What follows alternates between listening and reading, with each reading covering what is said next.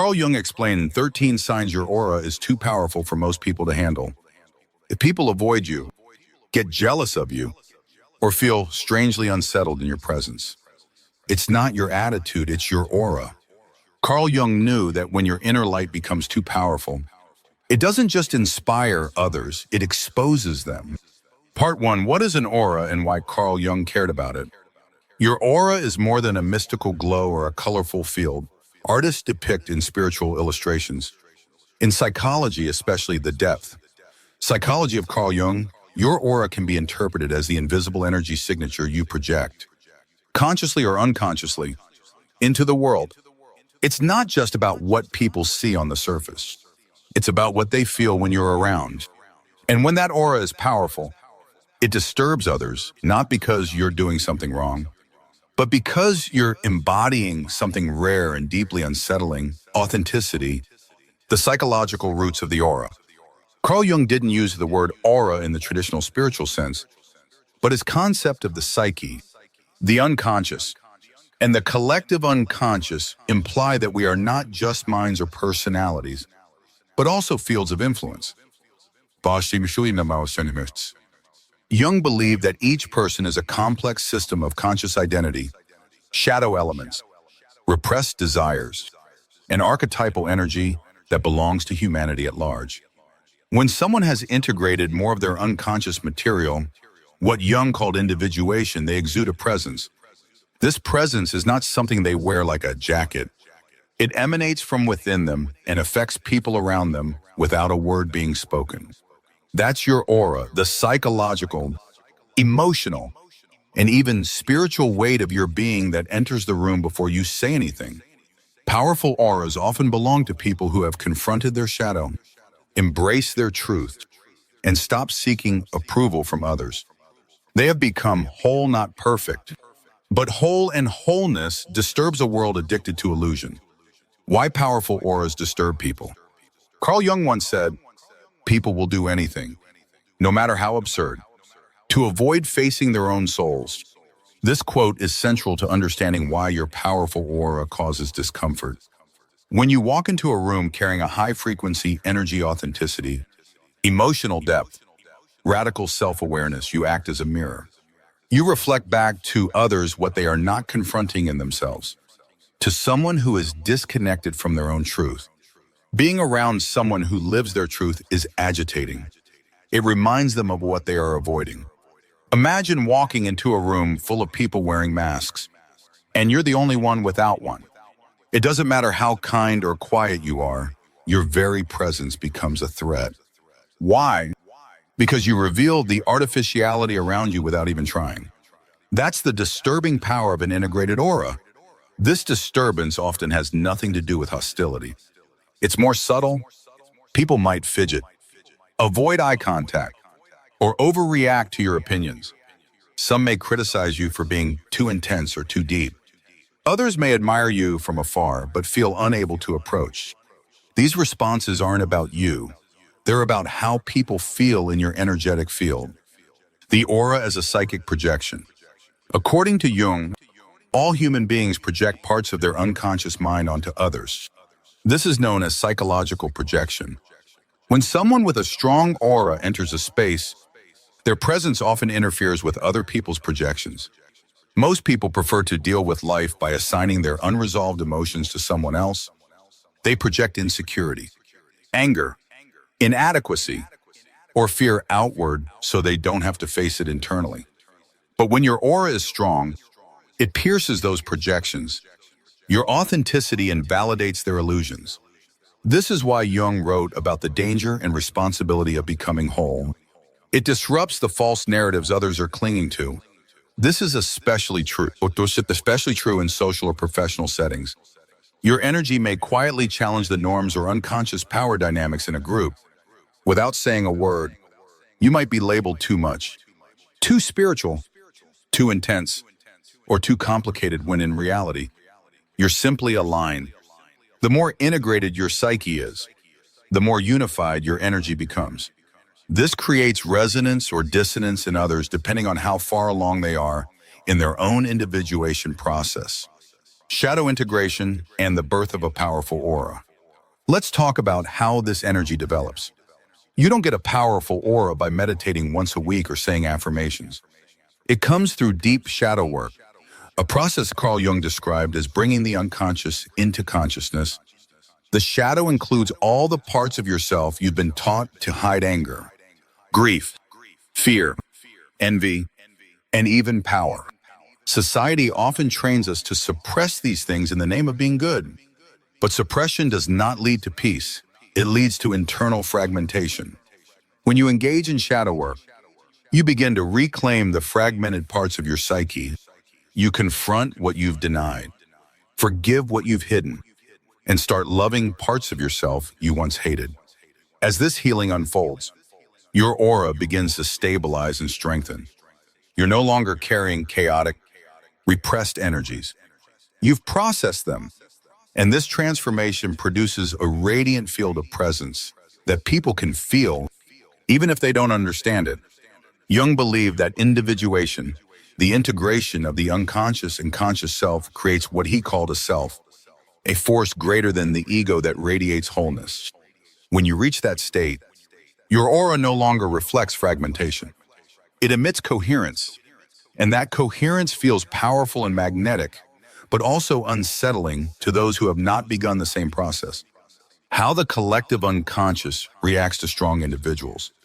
There's another layer to Jung's theories that explains this disturbance, the collective unconscious. Jung proposed that all human beings are connected through a shared reservoir of archetypes, instincts, and primal knowledge. This means that your presence is never just individual. It resonates with collective symbols. If you have a powerful aura, it's likely you are embodying one or more Jungian archetypes: the sage, the warrior, the healer, the rebel, the seer. These archetypes carry enormous energy within the collective unconscious. When someone encounters you and you activate one of these archetypes, they are responding not just to you, but to generational patterns that your presence awakens in them. For example, if you carry the healer archetype, some people may unconsciously want to confess their pain to you. Others may resist you out of fear of being seen. If you carry the warrior, you may provoke competition or resistance from those who feel powerless. These are not conscious reactions. They are ancient psychological responses that happen beneath the surface. And this is where the disturbance intensifies. Your aura doesn't just disturb individual egos. It unsettles cultural and ancestral conditioning. You may find that people of different backgrounds, personalities, or belief systems respond to you in oddly similar ways. That's because they're not responding to your personality. They're reacting to your energy signature as it touches the deep mind. Authenticity as a disruptive force. The final piece of this puzzle is authenticity. In a world that rewards conformity, authenticity is rebellion. When you live with integrity, when your thoughts, feelings, and actions are in alignment, you become rare. And rarity disturbs people who have built their lives on imitation. Carl Jung emphasized the danger of the persona, the mask we wear, to gain social approval. Most people never remove that mask. But when someone with a powerful aura shows up and doesn't play by the same rules, it threatens the whole illusion. This doesn't mean you're trying to disrupt. In fact, most people with powerful auras tend to be quiet, empathetic, and introspective, but their very way of being is revolutionary. It says to others, you don't have to play small. You don't have to pretend. You can be whole. And that is the most disturbing message of all for those who are not ready to receive it. Part 2, the first 5 signs your aura intimidates or disturbs others. Sign. 1. People are easily intimidated by your presence, even when you're silent. One of the most telling signs that your aura is powerful is how people react to your presence, not your words. Before you say a single thing, you notice people stiffen, glance at you, fidget, or fall silent. You might hear phrases like, "There's just something about you," or "You have a strong energy," but they can't explain what that something is. That's your aura doing the talking. Carl Jung believed that presence is a manifestation of internal structure. A person who is psychologically integrated, who has reconciled their shadow and embraced their authenticity, emits a powerful psychic charge. This charge isn't aggressive or domineering. It's grounded, focused, and deeply unsettling to those who lack internal structure. Silent confidence threatens ego-based insecurity. When someone who hasn't done the deep work meets a person who radiates stability, they may feel inadequate without even understanding why. They sense they're being seen, truly seen, and that discomfort can make them retreat, avoid you, or become defensive. You don't need to be the loudest person in the room to take up space. Your mere presence shifts the energy. You walk in, and people instinctively notice even if you're dressed casually, not trying to stand out. That's not charisma. That's internal power being externally perceived. Sign.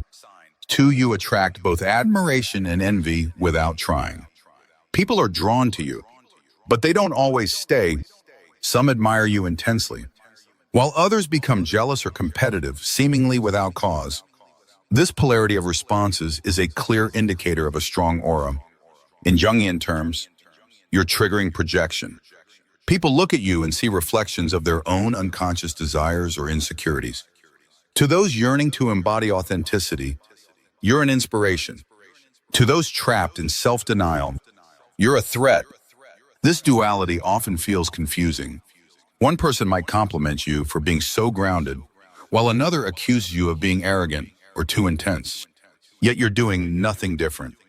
The truth is, you're not the problem, you're the trigger. You act as a psychological mirror, magnifying what others are trying to suppress. The admiration is genuine, but so is the envy. People want what you have: inner strength, self-trust, emotional clarity. But not everyone is willing to do the internal work to achieve it. So instead, they project resentment toward you, not because you have wronged them, but because you remind them of their own disempowerment.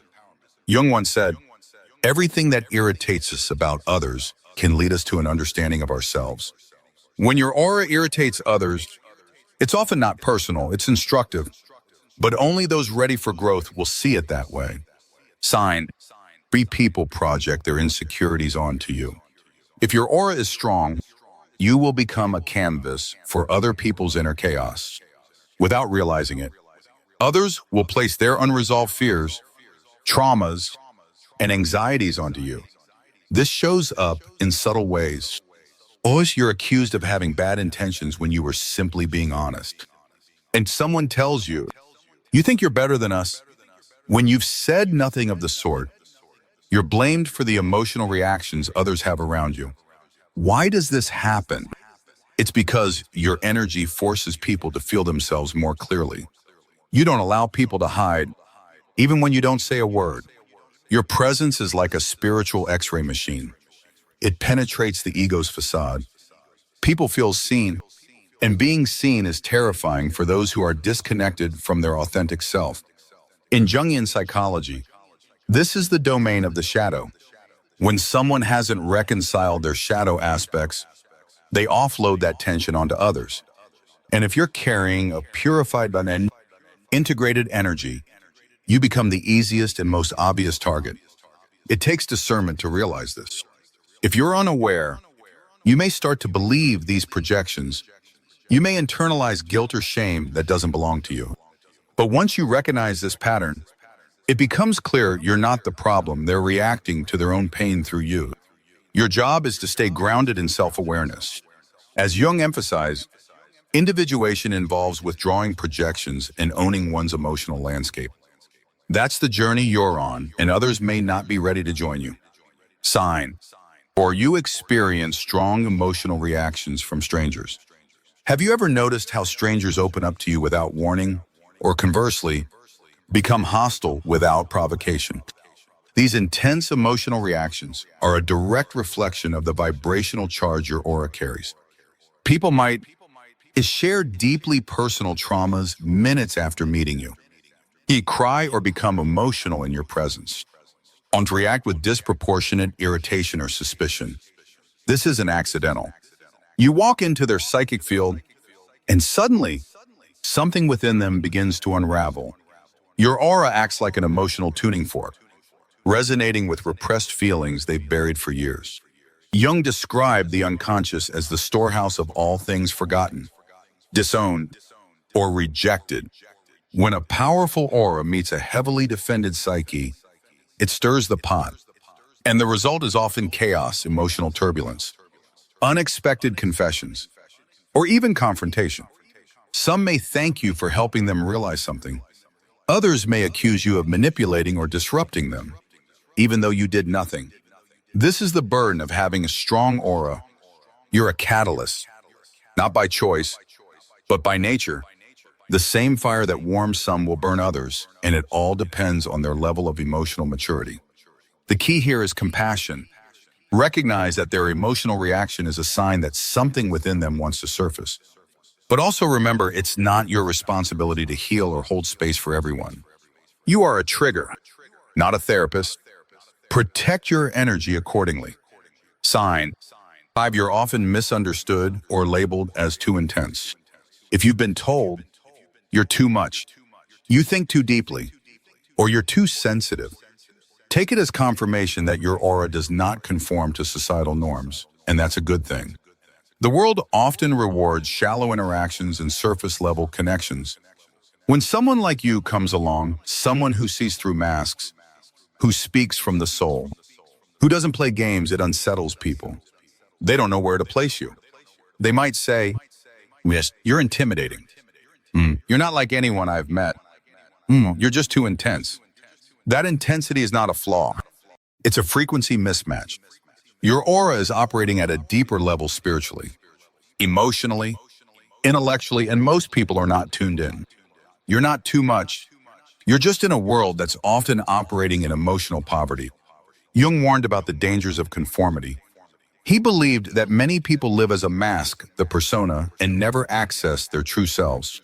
When someone who has broken that pattern shows up, it challenges the very structure of how most people interact. That challenge becomes a disruption.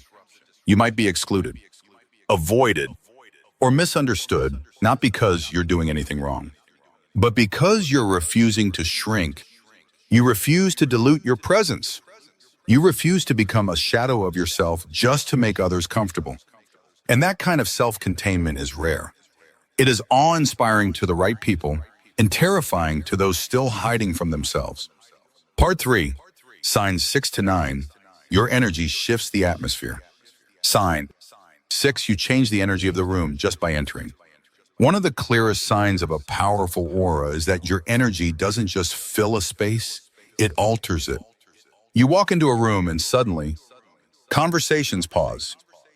People glance up. The mood subtly shifts. You didn't say anything. You didn't announce yourself. You simply arrived, but your energetic field arrived first. That's the quiet power of resonance. Carl Jung often emphasized that a person's internal psychological state inevitably affects their external reality. The idea here is that energy is contagious. If you walk into a room carrying centeredness, clarity, and emotional strength, you'll unintentionally disrupt the emotional homeostasis of that environment. This can go two ways. 1. Elevating the energy. You uplift the space. Ground it, or add a sense of calm. 2. Disturbing the energy. Your stability makes others aware of their instability, and they may become reactive or withdrawn. People feel your presence not because you're louder, smarter, or more attractive, but because your energy isn't fragmented. That coherence is rare in a chaotic world, and it's noticeable on a primal level. Even animals sense it. Children often grow unusually quiet or unusually curious around you. That's because the body reacts before the mind understands. Jung called this the influence of the collective unconscious, an ancient intelligence that recognizes depth when it sees it. Even if the conscious mind can't articulate why, this power comes with responsibility. When you walk into a room, you're not just occupying space, you're setting the tone. And that's something people will remember about you long after you've left. Sign 7, you trigger deep conversations without effort. Somehow, people feel the need to open up around you. You may find that strangers tell you their life stories. Acquaintances start confiding in you after just 1 or 2 encounters. Even those who normally hide behind humor or sarcasm begin speaking about real fears or regrets. Why does this happen? Because your aura carries a psychic invitation to depth. It says, it's safe to be real here. And in a world full of masks, that's a rare and powerful message. Carl Jung believed that healing could only occur when the unconscious was brought into conscious awareness, and that process often begins with honest dialogue, real, unfiltered, emotionally grounded communication. People sense that you won't judge them, that you have the emotional intelligence to hold complex truths without flinching. Your energy acts as a psychological permission slip. You don't offer a surface-level presence. You offer sacred space, but this has consequences. Not everyone is ready for the kind of vulnerability your presence invites. Some may later feel exposed or ashamed, realizing they said things they've never said before. Others may try to draw you into emotional dumping or use your empathy as a sponge for their unhealed wounds. It's essential to recognize the difference between holding space and becoming someone's emotional landfill. Just because your aura encourages openness doesn't mean you're obligated to absorb or fix anyone's pain. You are not a confessional booth. You are a mirror of truth, and that's a spiritual service in itself. Sign 8. You naturally repel superficial people. You don't have to try to distance yourself from people who are shallow, manipulative, or performative. Your aura does it for you. People who thrive on gossip, attention-seeking, or shallow validation tend to avoid you, or to feel awkward in your presence, dismiss you as boring, too serious, or weird. That's because superficial energy cannot sustain itself around truth. And your aura is an embodied vibration of authenticity. Jung wrote extensively about the persona, the false self we wear to navigate society. Most people live their entire lives behind this mask, curating their identity for others instead of discovering their true self. But when someone with a powerful, unmasked presence enters the picture, it threatens the whole system. You don't play the game. You don't laugh at shallow jokes. You don't entertain drama.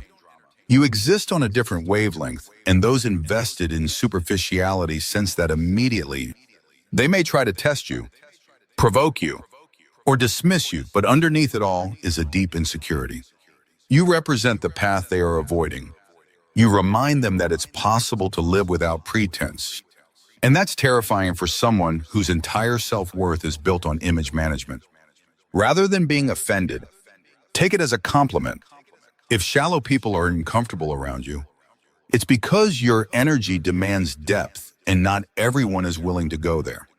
Sign 9. People feel drained or energized after being around you. This is perhaps the most misunderstood dynamic of having a strong aura. You may find that some people feel revitalized, peaceful, or motivated after spending time with you, and others feel drained, overwhelmed, or anxious. You yourself may also feel exhausted after certain interactions. Why? Because a strong aura doesn't just exist, it interacts. And those interactions either align or clash with the other person's energy field. Carl Jung emphasized that our psyche operates like a living system. When two psyches interact, there's a subtle energetic exchange happening beneath the surface. This exchange can create either resonance or friction. People who are aligned with their inner truth will feel lifted by your presence. They will experience your energy as affirming, empowering, and even healing. But those who are deeply fragmented, those in denial, shame, or unresolved trauma may experience your aura as aggressive or too much. That's not because your energy is harmful. It's because your energetic field amplifies their dissonance. You may also notice that certain people unconsciously try to drain your energy. These are often individuals who haven't cultivated their own internal light, so they latch onto yours like a battery charger. These are not evil people, but they are energetically parasitic. Jung encouraged us to know our boundaries, not as walls, but as filters. Protecting your aura means being mindful of how much emotional access you give people, especially those who repeatedly leave you feeling depleted. You don't have to cut people off completely, but you must learn how to modulate your light when to shine it. and when to draw it inward for your own healing. Part 4, Signs 10 to 13. The deeper psychological impact of a strong aura. Sign 10. You're often targeted by toxic individuals. If your aura is powerful and grounded, you may find that you frequently attract manipulators, narcissists, or emotionally unwell people. This may seem ironic. Why would someone toxic be drawn to someone so whole? But there's a very specific psychological reason for it. They want your light. Toxic individuals are often disconnected from their own authenticity. They live in shadow, projection, and false personas. But the human psyche is wired for wholeness, so even if someone is fractured inside, they are still drawn, often unconsciously, to people who embody what they lack. This is why, when your aura exudes peace, clarity, wish, purpose, integrity, you become a magnet for those who live in psychological chaos. Carl Jung warned that when a person does not confront their own darkness, they will seek others to unconsciously possess or control. Your aura, being integrated and self-aware, represents what they crave but cannot create within themselves. So instead of doing the work to evolve, some people try to attach themselves to you, dominate you emotionally, manipulate you into self-doubt, challenge your boundaries. It's a form of energetic colonization. They want access to your light because they refuse to build their own. Your task isn't to save these people. Your task is to discern the difference between connection and consumption. Are they drawn to you because they want to grow or because they want to take? A powerful aura without boundaries becomes a target, but a powerful aura with clarity and protection becomes untouchable. Sign 11. Animals and children are drawn to you instinctively. Unlike adults, children and animals don't operate through ego filters. They respond to vibrations, not social masks. And if your aura is pure, integrated, and spiritually aligned, they will sense it immediately. You may notice that stray animals approaching you on the street, dogs wagging their tails or resting calmly beside you, infants staring at you, smiling, or reaching for you. Children wanting to sit near you or talk to you as if they've known you forever. Carl Jung often spoke about the archetype of the inner child, the original, untarnished self within each of us. When someone is in alignment with their true self, they radiate an innocence and presence that children and animals instinctively recognize. This recognition is not intellectual. It's energetic. It says, you are safe. You are real. You are trustworthy. It's important to realize that this draw is spiritual in nature, not simply emotional. In Jungian terms, you're embodying aspects of the divine child or the caregiver archetype, energies that radiate nurturing, harmony, and protection. People who are lost in ego games may not value you, but animals and children, those closest to pure instinct and spirit, will. And that's often the most honest validation of your soul's integrity. Sign 12. You're extremely self-aware and spiritually grounded. The more spiritually grounded you become, the more neutral your energy feels and the more disturbing it becomes to others who are not grounded. This is a paradox. You've likely experienced this. You're calm in chaos. You speak slowly when others are shouting. You're still while others are fidgeting. You don't react impulsively even under stress. To someone who thrives on noise, drama, and chaos, this is not comforting. It's threatening. Why? Because your inner peace reminds them of the inner war they're losing. Your stillness becomes a mirror to their restlessness. Your lack of reactivity confronts their addiction to stimulation. Carl Jung emphasized the idea of psychic integration, a person becoming whole by acknowledging all aspects of themselves, including the dark and light. When you reach this state of internal balance, you emit a kind of quiet power. That power isn't explosive, it's magnetic. People feel it but don't understand it. You're grounded because you've done the deep work.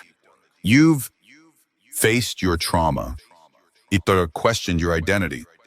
Sat with your darkness.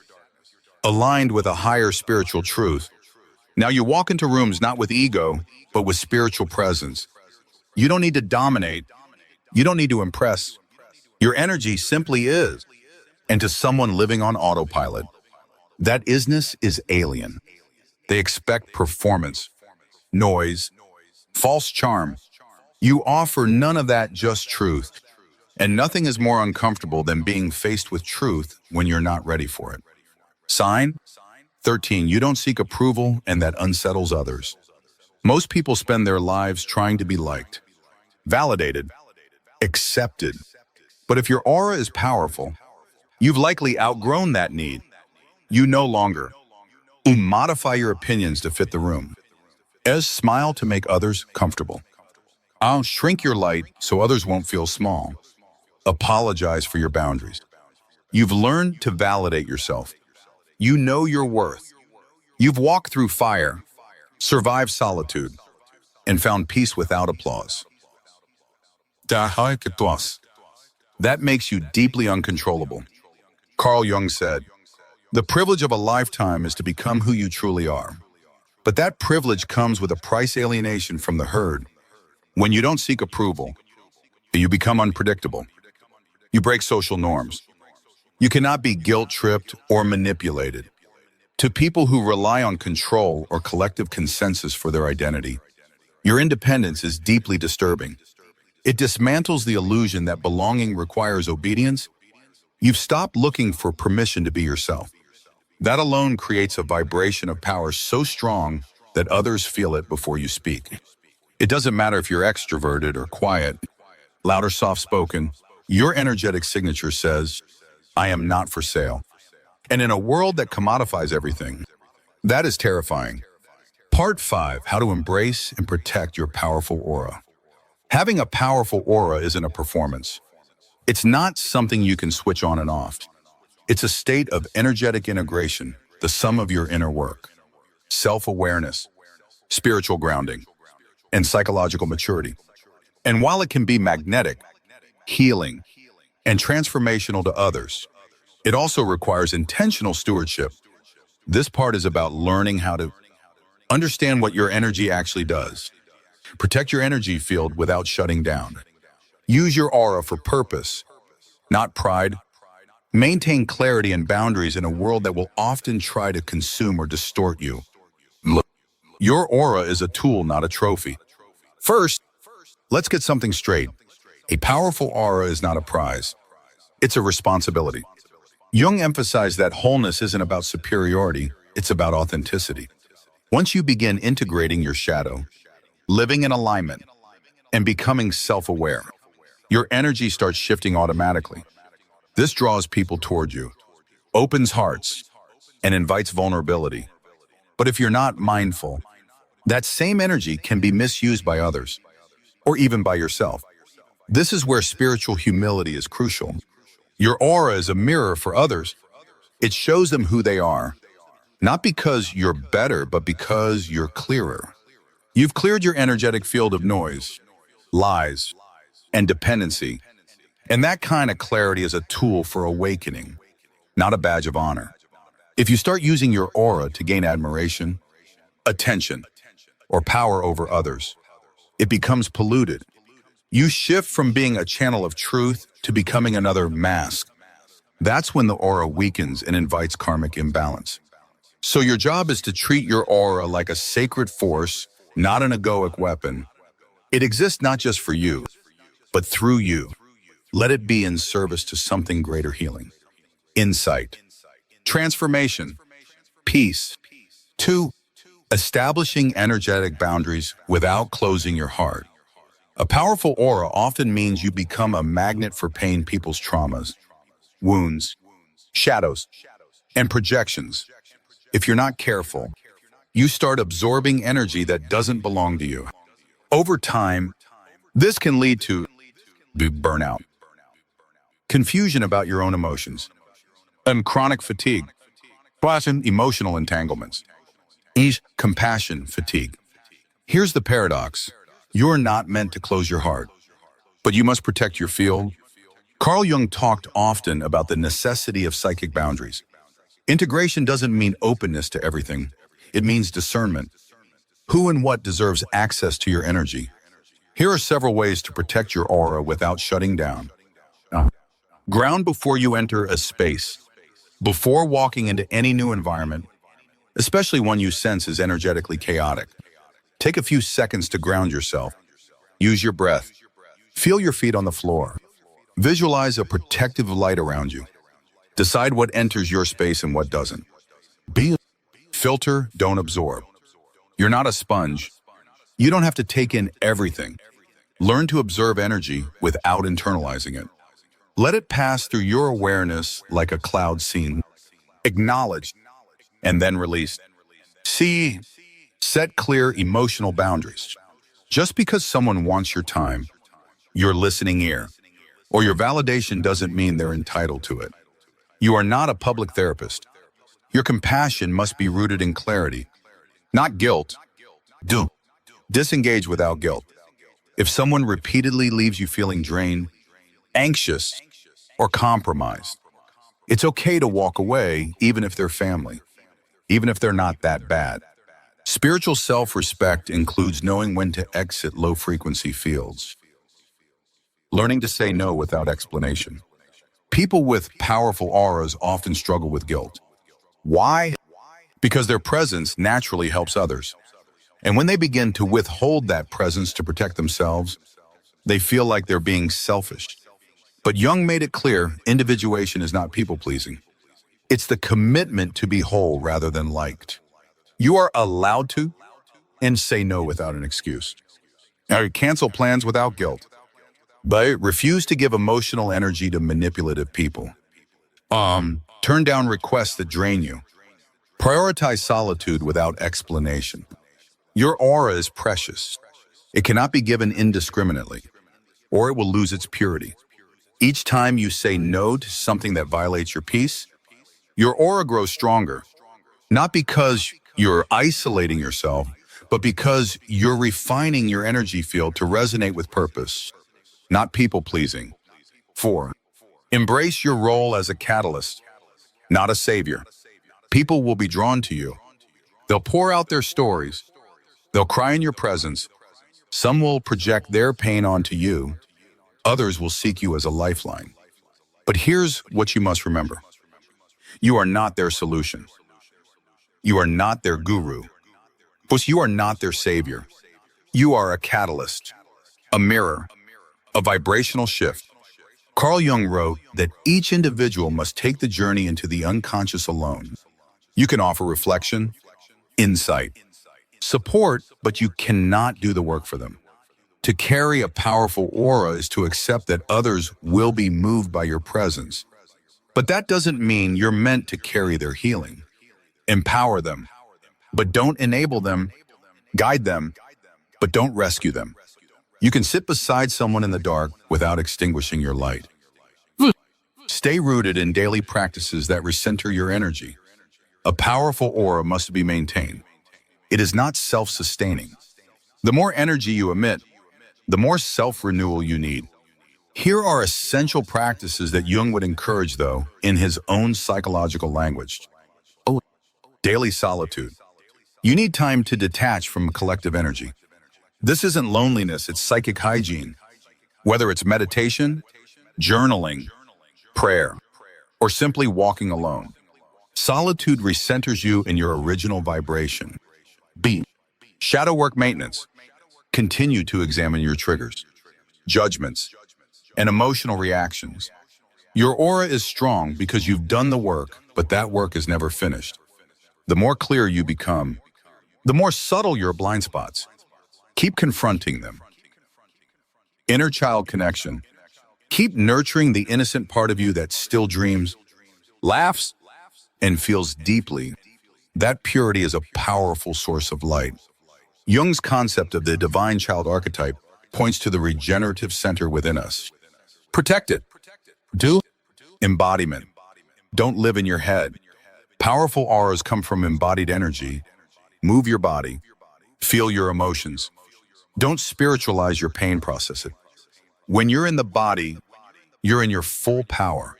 6. Use your aura in service to something bigger than you. Finally, the most important aspect of having a powerful aura: alignment with purpose. This is what keeps you from falling into ego traps, manipulation games, or savior complexes.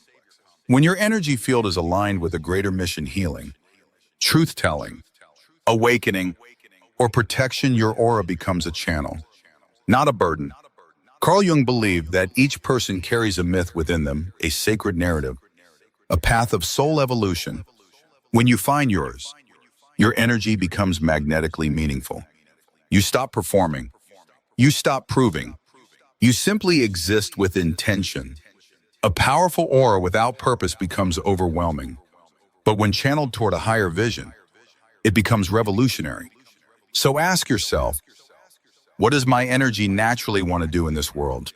What kind of presence do I want to offer? How can I use this aura to protect, awaken, inspire, or comfort? Your light is not an accident. Your vibration is not random. And your discomfort with the world, it's a signal that you're here to change it, not conform to it.